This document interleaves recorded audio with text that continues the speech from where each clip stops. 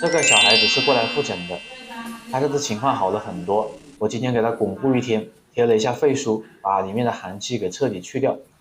然后待脾胃功能恢复过来之后，他的咳嗽基本上就已经可以完全消失。他上次过来就诊的情况呢，就是晚上跟晨起剧烈的咳嗽，反反复复咳嗽，大概有2个多礼拜。晚上咳嗽是肺里面有寒气，然后晨起咳嗽是脾胃的问题，脾胃不和的话，早上就会引起咳嗽。因为它是肺里面寒气，所以我们要用温药把肺里面的寒气给散出去，同时把脾胃里面的积食和宿食给清掉。积食咳嗽主要是早上咳嗽，它不会单独出现，一般是受了寒导致外邪内侵，所以会形成外实内虚的一个情况。